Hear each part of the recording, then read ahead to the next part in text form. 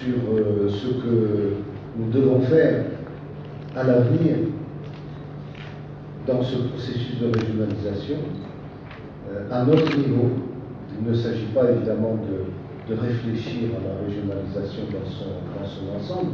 Il y a des commissions qui travaillent de façon continue sur cette question, mais il s'agit également de nous préparer, nous, dans les régions, quel que soit le découpage, quel que soit le dessin qui sera, dessin IN, qui sera fait de la région, des régions dans notre pays.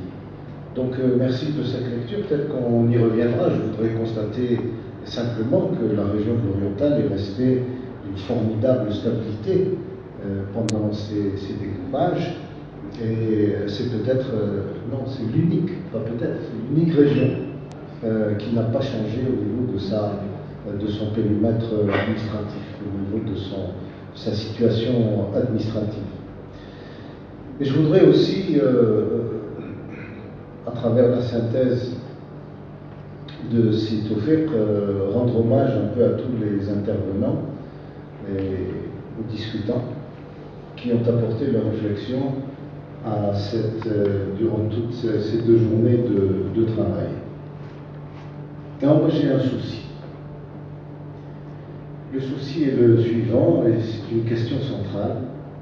Comment passer de la sphère de la réflexion, qui est extrêmement riche, extrêmement mobilisatrice, à celle de l'action.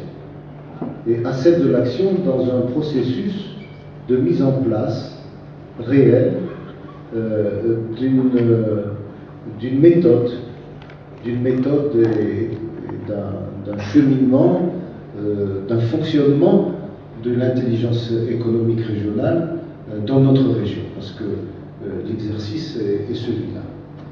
Et si nous sommes peut-être un peu en avance sur cette réflexion par rapport à d'autres régions qui réfléchissent également sur toutes ces données, il faut être modeste, et nous nous devons également à travers tous les systèmes qui sont mis en place et qui ont été évidemment rappelés par Mme Missé Mohamed, notre wali de la région orientale, comment mettre en place concrètement ce système d'intelligence,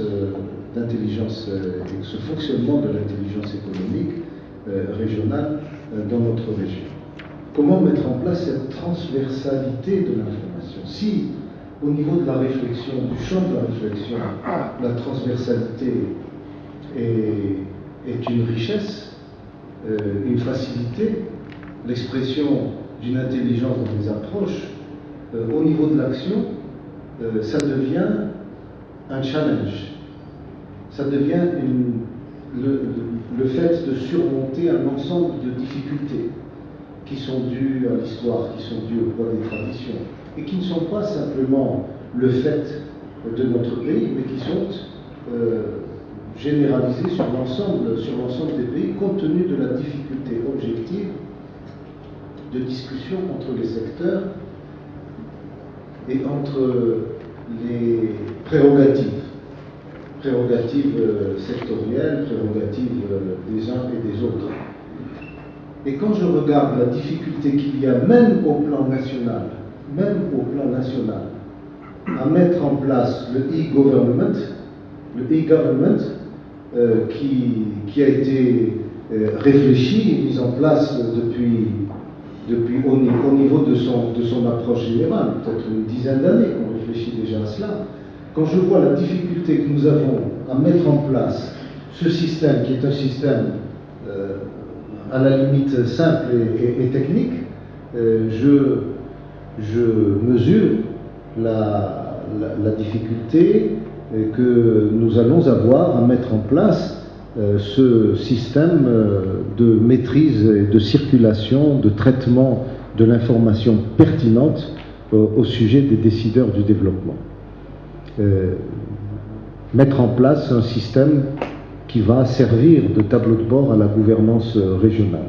L'agence n'est pas un instrument de gouvernance régionale.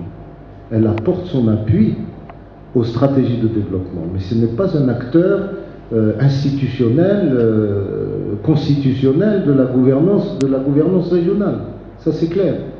Mais elle doit, de par ses prérogatives, apporter le meilleur soutien à la création de synergies, à la mise en place de tout un système d'encouragement, tout un système de dynamisation des processus de développement.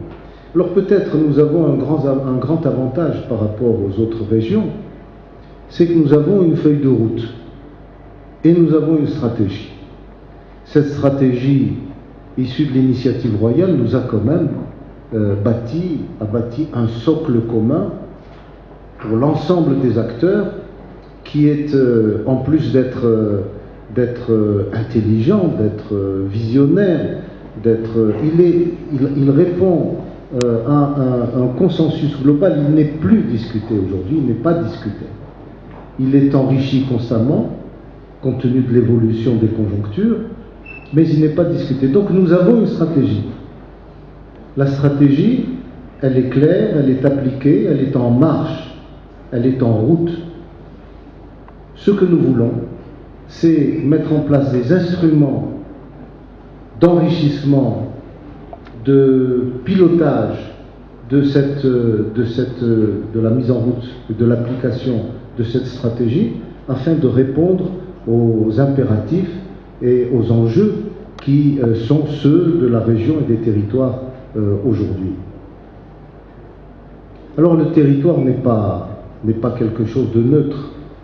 Et là, je voudrais peut-être réagir à une des idées de la conférence introductive du professeur Rousset sur cette phrase qui consiste à dire que le national prime sur le régional.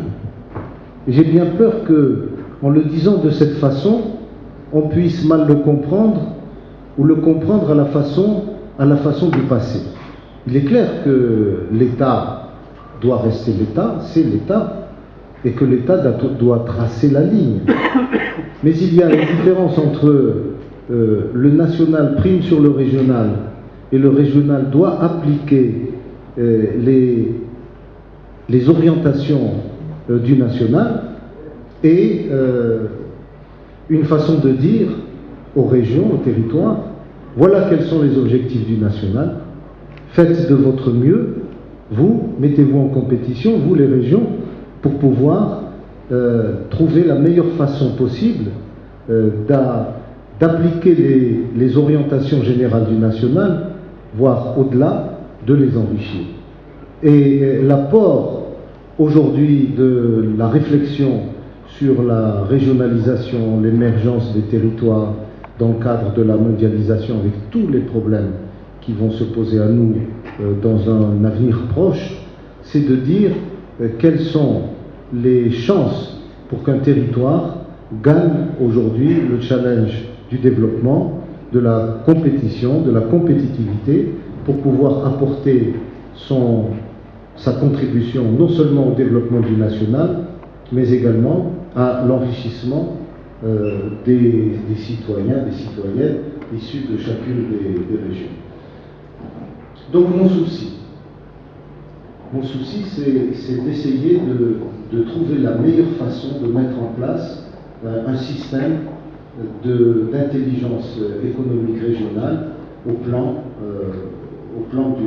niveau du territoire. Et là, il y a quelques inquiétudes. Nous avons écouté les interventions ce matin. Dans le passage bref, j'ai écouté les interventions des observatoires. L'observatoire de l'INDH, l'ONDH, l'observatoire de l'habitat. Nous sommes en train de mettre en place un observatoire régional. Alors, est-ce que la multiplication de ces observatoires, qui correspond à la nécessité pour les secteurs d'évaluer leur action sur le terrain et de prendre en considération les impératifs de l'action de demain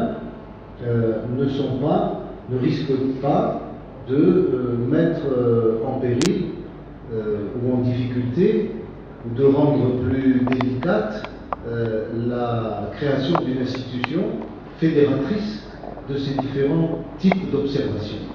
Alors là, c'est un premier point sur lequel moi je souhaiterais qu'on puisse discuter, qu'on puisse travailler, parce que nous n'allons pas résoudre les problèmes maintenant, mais l'existence de ces différents observatoires par rapport à un observatoire de développement régional transversal est en elle-même peut-être une question délicate et importante à résoudre.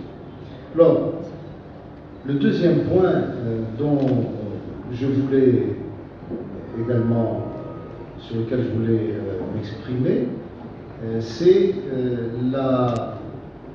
les différentes approches, l'approche unilatérale dont vous parliez, professeur, et l'approche conventionnelle, partenariale, contractuelle. Nous nous orientons très rapidement vers un système de contractualisation. La semaine dernière, à Rabat, le ministère de l'Intérieur, Direction générale des collectivités locales, le ministère de l'Habitat et de l'Aménagement de l'espace ont organisé une réunion sur la ville qui doit aboutir à un système de contractualisation au niveau du développement urbain. C'est une bonne chose. Ce système de contractualisation se poursuivra peut-être dans la mise en œuvre des mécanismes de développement territoriaux par un système de contractualisation entre l'État et les collectivités,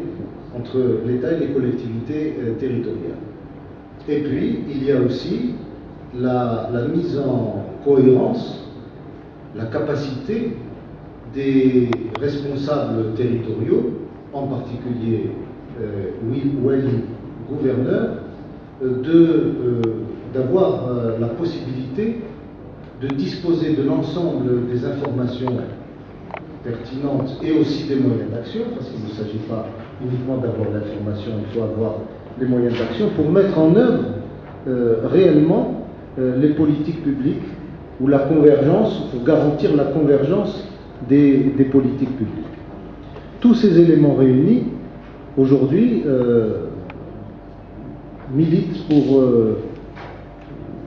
d'abord nous inciter à la modestie, parce que c'est très important. Il faudrait que nous puissions tous ensemble dans un effort commun, parce que la réussite vient de l'équipe et vient de la participation de tous à ce projet commun, que nous puissions mettre en place de la façon la plus transparente et de la façon la plus avec l'adhésion la plus totale, des informations que nous pouvons tirer, que nous pouvons mettre à la disposition du développement. L'intelligence économique doit servir à appuyer les stratégies des secteurs moteurs dans la région. Je pense qu'ils ont été cités. Elle doit permettre de préserver les outils de développement que sont les entreprises, et je crois que M. Louali l'a parfaitement dit dans son intervention. Les entreprises sont peut-être le maillon faible que nous avons ici dans l'Oriental, et il faut à tout prix que les entreprises puissent se déployer, améliorer leurs performances, gagner en compétitivité, et pour cela, nous devons avoir, sur la base des informations précises qui sont indispensables à la gestion de tout ce processus, nous devons avoir la possibilité d'agir sur les secteurs ou prendre les décisions les plus pertinentes pour protéger la compétitivité de nos entreprises.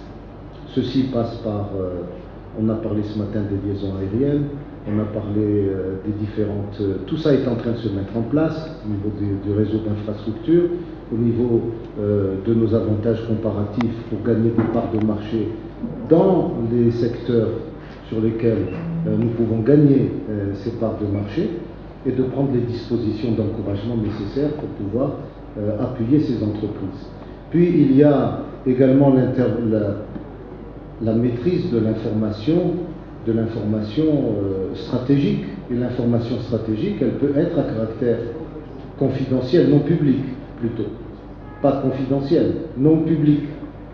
Parce que c'est une information qui doit nous servir à préserver nos parts de marché et à préserver la viabilité de nos entreprises. L'intervention d'universités et des cercles du savoir au profit du développement, c'est également une donnée extrêmement importante et le statut des universités aujourd'hui permet de faire ça. Voilà, donc mon souci est un souci opérationnel. C'est un souci opérationnel, c'est la raison pour laquelle je pense que l'idée de reproduire ces rencontres scientifiques est intéressante et nous y travaillerons avec M. Louali pour pouvoir faire en sorte que ce rendez-vous devienne un rendez-vous permanent, de façon à pouvoir approfondir la discussion sur l'ensemble de ces sujets. Reste une dernière idée qui a été émise par le professeur Rousset et qui me paraît intéressante dans la mise en place de ce réseau d'information et le fait de préserver quand même les orientations sectorielles, parce qu'on ne peut pas les bousculer, on ne peut pas les supprimer, on ne peut pas les bousculer, le voudrions-nous que nous ne pourrions pas, tout autant que nous sommes. C'est l'idée de groupement d'intérêt public. Alors, le groupement d'intérêt public est permis par la loi. Peut-être serait-il intéressant, tout en préservant les prérogatives de chacun des départements ministériels, faire par la loi peut-être un groupement d'intérêt public régional qui nous permettrait, avec ses conseils de gouvernance du groupement d'intérêt public, de passer par un système de coordination horizontale, par une transversalité qui serait une transversalité imposée par le type d'entreprise ou le type d'institution que nous allons créer et qui pourrait être mise au service de l'ensemble des décideurs régionaux. L'idée du groupement d'intérêt public me paraît intéressant. Alors, je ne sais pas exactement ce que permet la loi dans ce groupement d'intérêt public. Vous avez parlé de partenariat public-privé. Je pense que ça doit être permis. Mais affiner ce travail de groupement d'intérêt public me paraît une piste intéressante. Et je pense qu'il serait peut-être bon qu'on puisse y travailler. Et si nous arrivons d'ici, et si d'abord si nous sommes d'accord sur l'idée, le diagnostic,